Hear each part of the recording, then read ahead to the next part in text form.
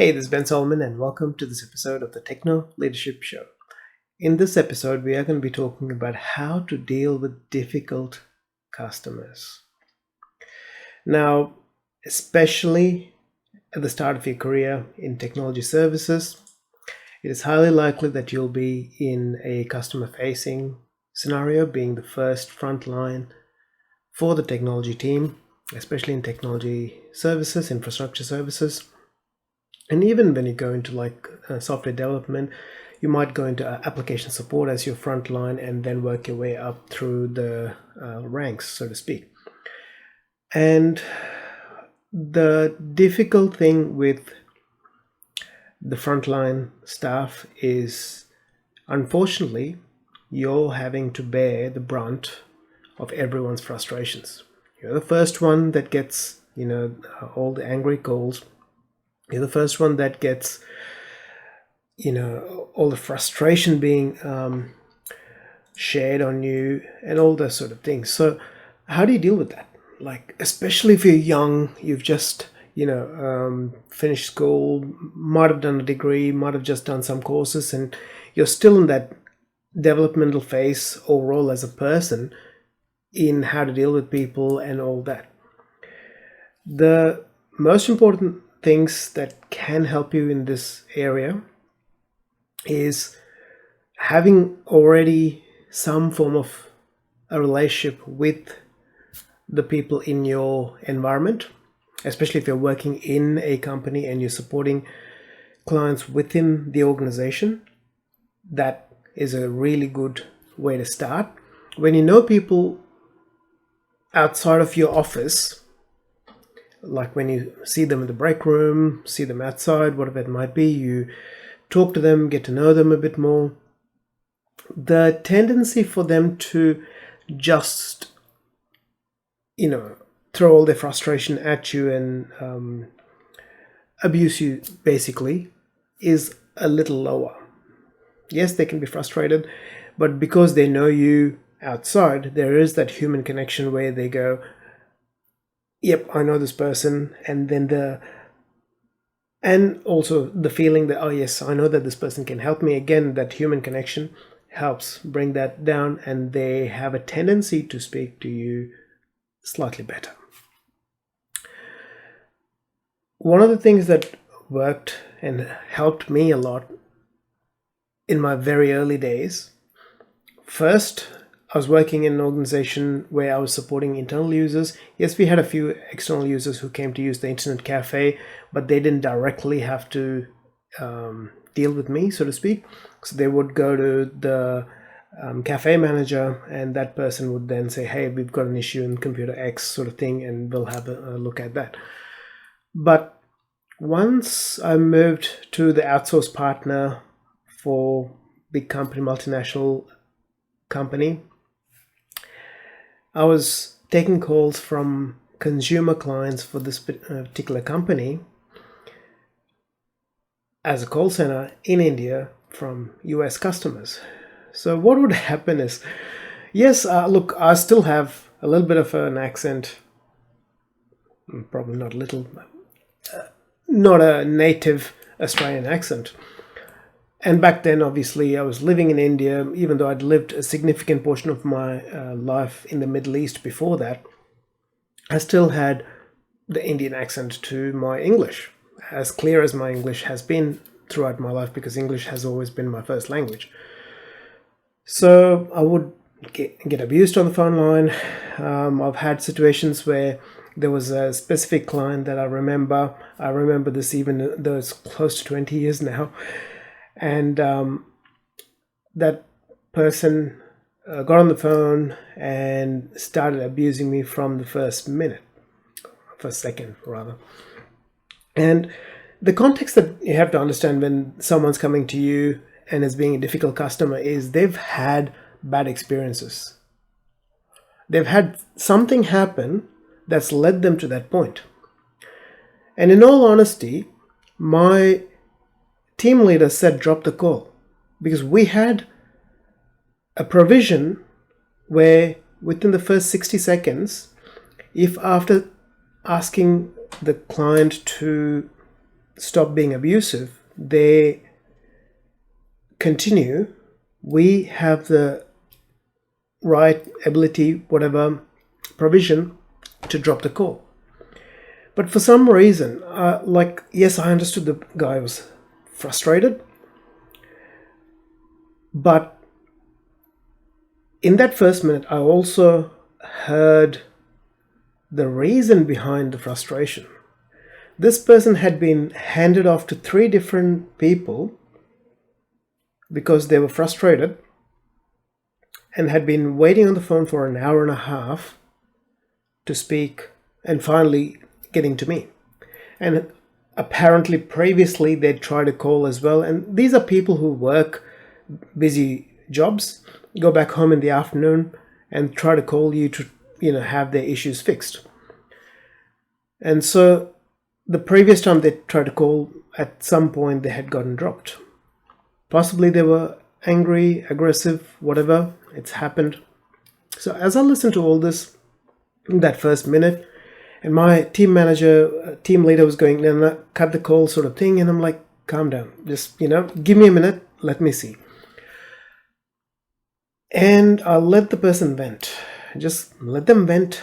And actually it went for 11 minutes. The venting went for 11 minutes. And yes, they used colorful language, let's say, some abusive, and finally after that 11th minute, he goes, well, you've stuck around, let's see what you can do, sort of thing.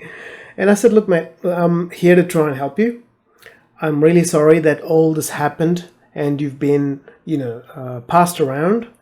I can understand the frustration that you're feeling, because everyone has had some similar experience, and we understand on a human level how frustrating it is to get just handed off to different people, or working with the voice interactive voice message saying press this 1 for this and 2 for that, and it's ridiculous. In the name of efficiency and cost cutting, we've lost human touch. Anyway, so after that 11th minute, I worked with this person, and because this specific company, for consumer support, they expect most of the troubleshooting to be done by the customer, walked them through the whole process, and then figured out what was wrong. Their speaker wasn't working because they had plugged it into the wrong spot in the back of the computer. Managed to get it working, and they were like, oh yeah, whatever, and dropped. But the thing that happened after the fact was the testimonial that came back, and the customer satisfaction rating of mine going up, was because this person who had been so frustrated, because I gave them the space to vent, I didn't take it personally. I realized that they were venting because of the process, because of everything that was going on, not because of anything that I was doing, not because of anything else that was wrong. It was basically because how they had been treated along the way. And listen to all their concerns, listen to all their frustrations. Didn't take it all personally. That you need to have that ability to depersonalize that attack from the situation and the person. And then I was able to empathize with them and say, look, I really understand why you're frustrated, and I'll do everything I can from here, thousands of kilometers away, to ensure that by the time we finish our call, we have this issue sorted. One way or another, whether it's we fix the issue on the call, or we figure out that it needs an on-site technician to come and fix the issue, but I will be here to ensure that it gets fixed. So worked with that person. Yes, they were frustrated. Even when I asked them to do troubleshooting steps, they were frustrated, but we managed to get through to the end. Being able to diffuse that situation was a great lesson for myself. Yeah, so my manager pulled me aside and said, how did you go about this? So I said, look, he was frustrated as hell because he'd been, passed on by one agent after another, and calls dropped, all that sort of thing. And if I did the same thing, he's going to be even more frustrated, which is not a good thing for us and our team, that the calls come through us and it's going to be hitting our ratings. And I said, this is how I manage the thing. So that then became part of the training protocol of how to deal with certain style of customers. And I was happy to share how I went about things with my team, and then the team leader went and spoke to the lead trainer, and then that kind of flowed on to other teams as well. And then there are times when there have been clients who've, gotten personally attacking, and there was instances when they racially abused me and things like that. But in those two circumstances, when that happened, they themselves dropped the call because they didn't want to speak to someone out of the country, which is understandable. It's not my place to judge. Yes, it does hurt when you're, abused in that sort of way. But I had to move on to the next call and keep going because we had, again, KPIs that I had to meet in the 12-hour shift that we were doing, and all those sort of things. But dealing with difficult people, again, it's relationships, the ability to sort of step back and allow people to a safe space in some sense for them to be able to vent without us judging them. Or the other thing that does tend to happen with tech staff is the whole thing of, you're the problem. The problem exists between, keyboard and chair. Yes, we might know that and we might, think that in our head, but please don't tell that to your customers. It's just very degrading for your customers if you say something like that. And the thing you have to understand is this, and I, of all people, understand that computers have become tools of the trade, and everyone needs to set aside some time to actually understand how to use the tools of their trade. But us judging them is not going to help us or them. And the thing that has helped me in those sort of circumstances, especially if someone's frustrated with using a certain platform or using their computer, whatever it might be, if they have some time, I've usually taken them aside either to my office or to another space that they're comfortable with, and sit with the customer and ask them, okay, how are you going about doing what you're trying to do? Where are you hitting snags? Watch them. Watch how they're going about things. And then, rather than telling them, no, you're doing it wrong, step back and go, look, the way you're doing it worked really well with a previous version. Like, it could be like Windows 7, it might have worked perfectly, but with Windows 10, the way to do things is different, and they've gone, they're getting frustrated because of the gap between that. Could be that. I'm just taking that as an example. Talk to them and help them understand, look, things have changed between there and now. And so in Windows 7, you were doing it this way, and in Windows 10, you do it this way for better or easier access to it. And, totally understand that you wouldn't have known this beforehand. Try using this and let me know how you feel. So usually just giving them that opportunity to first show us what's going on, what's leading them to that frustration, then showing them an alternative, saying, look, yes, that's the long way, and that's the way that we've done for maybe 10 years or whatever it might be, but there is a simpler way to do it. I'll show you how it is. You can try it and let me know if that helps reduce your frustration with the system, and then you can work with that that way.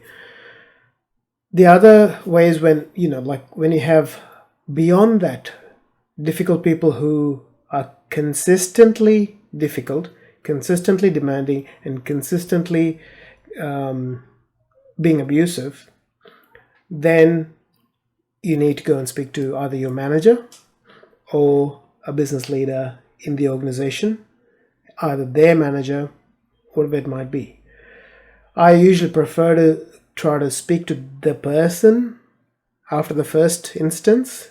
I usually go to them and say, look, I know you were frustrated when you came and saw us at the office, but the way you went about it, the language you used, and the mannerisms that you used, I'm not comfortable with. Can you please make sure you don't talk to me like that again next time? And if they continue to do that behavior, continue to act in the same way in future interactions, then I step in and either go to speak to my manager and say, look, this is what's happening. Can you speak to the person or to their manager and figure out a way so that we don't get this kind of personality clash issues happening here? And if it goes beyond that, obviously, depending on the size of the business, you have HR or you have someone who is also doing the HR function that you can speak to and work from there. But usually most people are reasonable enough to sort of understand after the levels of interaction to not be difficult with you in the long run. Then when you have external clients being difficult, the things that I mentioned earlier are probably the best things to do. Allow them to vent, understand where they're coming from, reiterate, look, I understand where you're coming from what I'm seeing, this is the issue, is that right? Get them to, confirm that is the issue, that's the actual issue, and then work with them to sort of go, look, I'll do everything I can possibly to help you, and let's start with this, and you walk your way through there. So hopefully that's helped you out in how to manage difficult customers, internal and external. And I wish you all the best in your journey as a tech professional, manager, and leader. If you like this video, please hit the like button. And if you haven't subscribed yet, please subscribe to the channel so that you're notified of future episodes as they are released. Take care and have a fantastic day. See you soon. Bye.